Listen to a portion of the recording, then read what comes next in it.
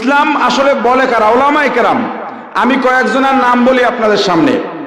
আমিরে হেফাজত আল্লামা মুহিবুল্লাহ বাবুনগরী, মজলিসে দাওয়াতুল হকের আমির কওমি মাদ্রাসা শিক্ষা বোর্ডের সভাপতি মহিউদ্দিন আল্লামা মাহমুদুল হাসান, পীর সাহেব মধুপুর, বাইতুল মুকাররমের খতিব, উপমহাদেশের অন্যতম গবেষক আলেম আল্লামা মুফতি আব্দুল মালেক, মুফতি দেলাওয়ার হোসেন, মুফতি মিজানুর রহমান সাইদ। কয়েকটা মাদ্রাসার নাম বলি: হাটহাজারী মাদ্রাসা, মেখল মাদ্রাসা, পটিয়া মাদ্রাসা, ফরিদাবাদ মাদ্রাসা, যাত্রাবাড়ি মাদ্রাসা।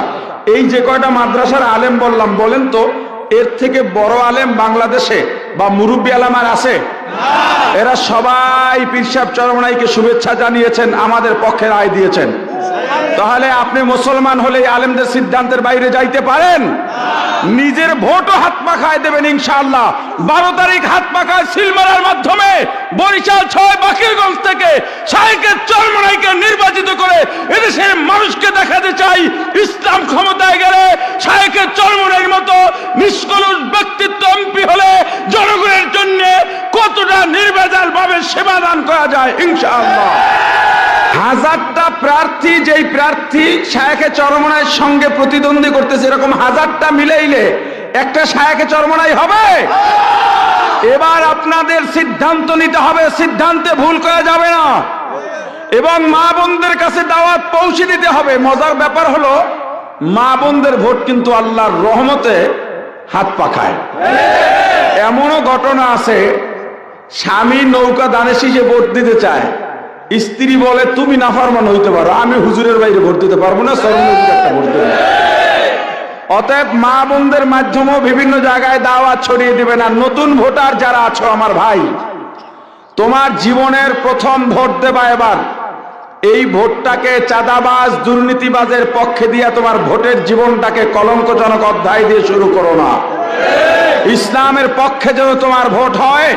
বৃদ্ধ বাবাজি, আমি একটা কথা বলি, যে যেই দলই করেন, এখন তো চাপে পড়িয়াও অনেকে ধানের শীষের মিছিলে বের হয়, উপায় নাই, বলে হুজুর মিছিল দিতে আছি, টেনশন করে না, ভোট আমি দেব। এই জন্য আমি বলি, দল যেটাই করেন, মার্কা যেটাই করেন, স্লোগান যেটাই দেন, ভোট কেন্দ্রে গিয়া ভোটটা দেবেন হাত পাখায়। হাত পাখায় ভোট দিলে দুই দিকের লাভ, পরকালেরও লাভ, দুনিয়ারও লাভ এবং সওয়াবও হবে, কোনো সন্দেহ নাই।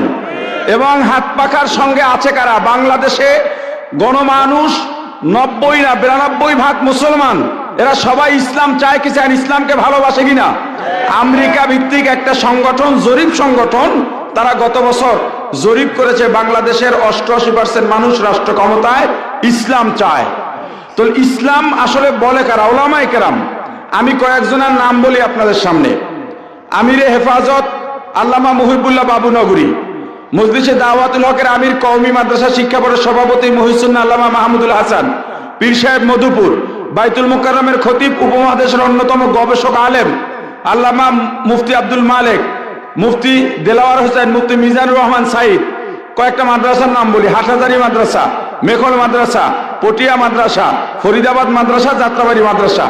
এই যে কয়টা মাদ্রাসার আলেম বললাম, বলেন তো এর থেকে বড় আলেম বাংলাদেশে বা মুরব্বী আলেম আর আছে? এরা সবাই পীর সাহেব চরমনাইকে শুভেচ্ছা জানিয়েছেন, আমাদের পক্ষে রায় দিয়েছেন। তাহলে আপনি মুসলমান হলে আলেমদের সিদ্ধান্তের বাইরে যাইতে পারেন? নিজের ভোটও হাত পাখায় দেবেন ইনশাআল্লাহ। 12 তারিখ হাত পাখায় সিল মারার মাধ্যমে বরিশাল 6 বাকিরগঞ্জ থেকে শাইখে চরমনাইকে নির্বাচিত করে এদেশের মানুষকে দেখাতে চাই, ইসলাম ক্ষমতায় গেলে শাইখে চরমনাইয়ের মতো নিষ্কলুষ ব্যক্তিত্ব এমপি হলে জনগণের জন্য কতটা নির্ভেজাল ভাবে সেবা দান করা যায় ইনশাআল্লাহ। আল্লাহ আমাদের সবাইকে কবুল করেন। আসসালামু আলাইকুম ওয়া রাহমাতুল্লাহ।